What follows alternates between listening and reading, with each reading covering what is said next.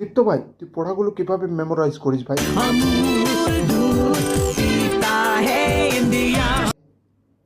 কি?